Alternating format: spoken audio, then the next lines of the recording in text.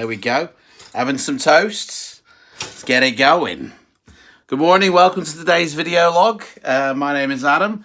If you're coming in for the first time, if you're watching me going, what was this Jack doing? Well, I'm doing a video diary every day for a whole year. So, yeah, episode 197. So we're almost like halfway there, I guess. A lot has happened in the last year, and a lot more is going to happen in the second half of the year. And I can't wait. And just getting some breakfast now. And today I'm going to be doing a flight from Albuquerque to Las Vegas. And then we'll probably go on Battlefield again and do like a final, video for that. So there's I've done 3 videos for the Battlefield. It's quite fun to play.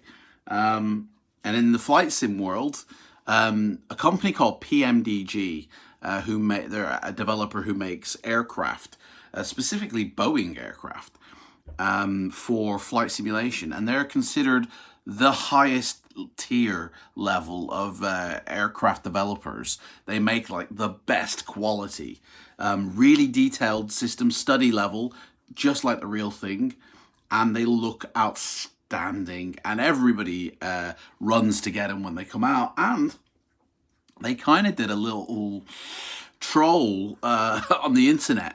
So they announced that they have partnered with the new Microsoft flight sim that's going to come out next year. Toast is ready. Let's see if we can do a 2-in-1 job here. Let's put this on here. Put you there. That's going to burn, isn't it? That's not going to be... Can't burn the place down, can we?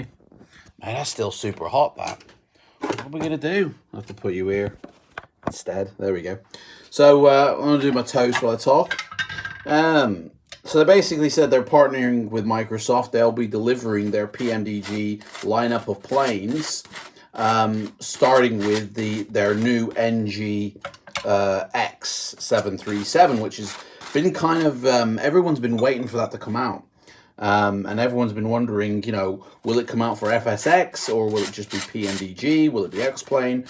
No one's really kind of been in the know. But they've all been expecting it for, their current sims.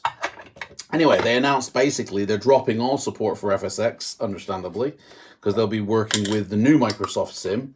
So they will, you won't be able to buy anything for FSX, but they will still support like troubleshooting things. They won't give updates for it, but they will troubleshoot. There is technical support for it. And that the NGX, the new NGX, will come out on the new flight sim as well. Only it'll only be allowed to be on the latest sim next year. And everyone was like, "Argh!" And then literally less than an hour later, they released another post saying, "Oh, by the way, guys, you can also buy it for your current sim, P3D version 4 now." And everyone's like, "Whoa!" Now, I went and had a look at their website. They're selling it for $100, right? The 737 that's on their website, like version 2, is like $100 as well, or $130, something like that.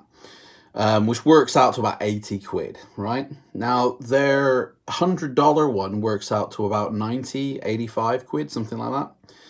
And it's all it is an updated version of the version 2. That's it. It's not like it's a different type of plane. It's still a 737, and it still has the functionality of the version 2, but with a couple of more new features, plus, sort of updated texture. So it's really an update. It's not like a new version of the plane, right? And I'm like, wow, that's like, you're charging full price for an update. Mate, what's going on? It's like,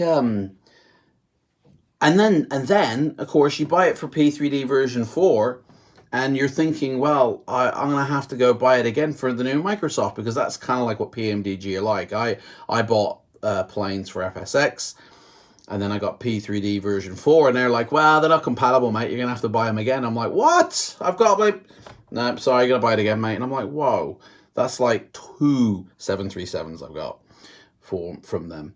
So And then you've got the Microsoft one, you get a third, but they're kind of generous because they say if you buy it now, you can get it free for the next sim, which is kind of like, that's very nice, very good. I quite like that. Let's have a coffee while we have our breakfast. I quite like that, but at the end of the day, it's a little bit of a because it's still an update. People are forgetting that this is not a new plane. This is just an updated version of something they've already got. Like, I've got the 737 in my hangar. It's not installed yet, but I have got it, and I have flown it, and it's really good. And there's nothing warranting me buying a $100 plane again, like, just because it's the latest one that they've released. It's like, do you know what? I'll wait till next year, mate, for the new Microsoft, and I'll buy it then, because I bet you any money my P3D version won't be compatible, even though Microsoft themselves have said add-ons will be backwards compatible. I bet you any money PMG are like, no, you gotta buy it again, dude. You're gonna have to give us your money again. Because that's what they're like, honestly. Now, for me, it's like, do you know what? This is kind of like slightly rip-off city, this is, because if we continue to purchase add-ons like this, where it's $100 for an update, they're going to continue to do this to us. They're going to continue to give us updates and charge us high prices. Now, when I buy a product, okay, I expect it be mine. Like, you're licensing me to use that product, not so you can take it away in the future. Not like a series, like Netflix thing. I don't like that, to be honest. When I purchase something, I want to keep it, right? And when I have an aircraft, say the 737, I feel personally that technical support, software updates should be free in order for that aircraft to function in the future, right? And the fact is, if you go and look at the specs for this new NG3, and you have a look at what it actually does, it's just a glorified update. That is it. But they're charging full price for it. And I'm just like, you know what? I'm not drinking that Kool-Aid, mates. And I'll bet you any money, everybody on YouTube, everybody on Twitch, they'll be flying the 737 NGX in their streams, and will just be 737s everywhere. Except for those on X-Plane who haven't got access to it. They'll be doing whatever.